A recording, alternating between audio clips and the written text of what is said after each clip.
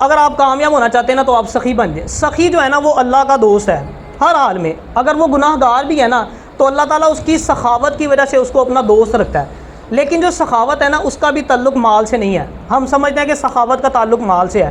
سخاوت کا تعلق دل سے ہوتا ہے. آپ دیکھیں کئی ایسے امیر لوگ آپ نے دیکھے ہوں گے جن کو اتنی توفیق نہیں ہوتی کہ کسی غریب کو 10 روپے دے دیں. وہ حوصلہ ہی نہیں ہوتا, اتنا دل اتنا کلیجہ ہی نہیں ہوتا ان کا کہ 10 روپے نکال کے کسی فقیر کو دے سکے. اور آپ ایسے غریب بھی دیکھیں گے, آپ ان کے گھر مہمان بن کے جائیں, وہ اپنے گھر کا سارا کھانا لا کے آپ کے آگے رکھ لیں گے, اپنے لیے کچھ نہیں چھوڑیں گے, جو کچھ فریج میں پڑا ہوگا نکال کے آپ کے آگے رکھ دیں گے. تو اللہ سے سخی دل مانگا کریں. جس کا دل جتنا بھرا ہے نا وہ اتنا زیادہ سخی ہے. پیسے ہونے سے انسان سخی نہیں ہوتا. اور آج نا میری آپ کو ایک نصیحت بھی ہے. دیکھیں کل کو آپ کی شادیاں ہونی ہیں, آپ کے بچے ہونے ہیں, اپنی اولاد کو نا 2 چیزیں ضرور سکھانا. یقین مانو آپ جو ٹاپ کرنے والے بچے ہیں نا وہ ان کو بھی پیچھے چھوڑ جائیں گے. پہلا شکر گزاری اور دوسرا سخاوت.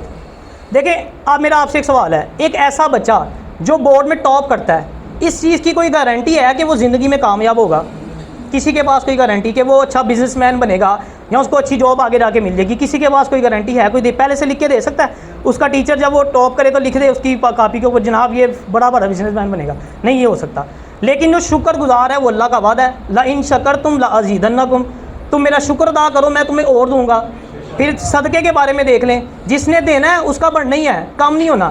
یہ کیلکولیٹر میں کم ہو رہا ہوتا ہے, ٹھیک ہے نا, موبائل میں کیلکولیٹ کریں گے کم ہو رہا ہوگا, ٹھیک ہے نا, آپ کے بینک میں سے کم ہو رہا ہوگا, لیکن حقیقت میں زیادہ ہو رہا ہوتا ہے. اس کو میں آپ کو ایک مثال سے سمجھاتا ہوں. آپ 2 اناج کی بوریاں لے لو, ایک کو مٹی میں دبا دو اور ایک کو گھر سنبھال کے رکھ لو. سال کے بعد کیا نتیجہ نکلے گا؟